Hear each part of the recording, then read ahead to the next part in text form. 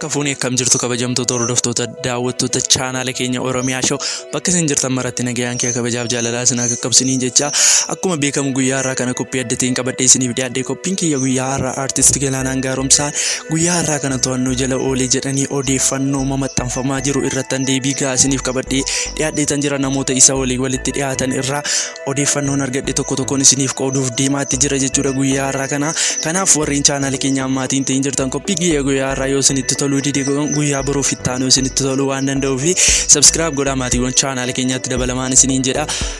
Amma gara qophii kiyya guyyaa har'aatti darbaa hanga xumura qophii kiyyaatti na waliin ta'an isiniin jedha. Viidiyoo keenya kana immoo like godhaa, like isin gootan nu jajjabeessa jechuudha.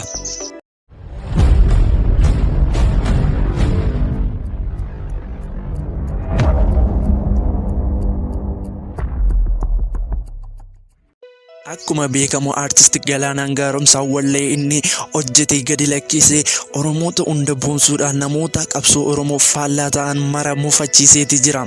Haa ta'uuti malee artist Galaanaan Gaaromsaa wallee akka ajaa'ibaatti hojjetee gadi lakkisuutti jira. Wallee isaa kana namoonni tokko tokko ilaaluudhaan yaada garaa irratti kennaatii jiru.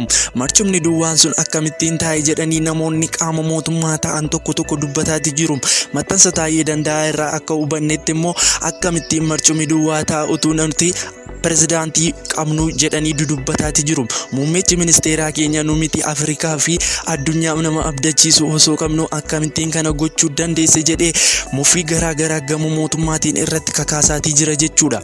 Kanaaf artist Galaanaan Gaaromsaa yeroo ammaa kanatti maal keessa jira warreen jettanii gaggaafachaa jirtanii fi gabaabaa qabadhee isiniif dhiyaadheera jechuudha. Artist Galaanaan Gaaromsaa yeroo ammaa kanatti to'annoo kam jalayyuu akka hin jirre namoonni tokko akka dubbisnetti nutti himanii jiran jechuudha. Kanaaf artist Galaanaan Gaaromsaa yeroo ammaa kanatti to'annoo kam jalayyuu hin jiru, mana isaa jira jechuudha.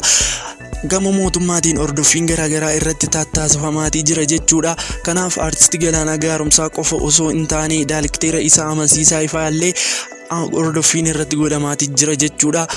Walleen isaa kun Ika tokko keessatti ergaa kitaaba tokkoon hin barroofne dabarseetii jira jechuudha. Kanaaf gama mootummaatiin hordoffiin cimaa irratti godhamaatii jira. Kanaaf artist Galaanaan Gaaromsaadhaan ammas hordoffii sirriitti cimsii of eeggadhu ittiin jenna. Ergi inni du'ee profaayilii keenya gurraachessinee ofuma iyyuu nu fayyadu jechuudha. Gamuma kanaa yoo itti himne gaarii ta'a. Kanaaf warreen Galaanaa Gaaromsaatti itti dhiyaatanii gama kamiinuu itti himuu yaalaa jegaan kabajamtoota hordoftoota daawwattoota chaanaala keenya qophiin keenya guyyaa har'aa kan isin hanga ammaatti nu waliin hordofaa turtan kana fakkaata jechuudha.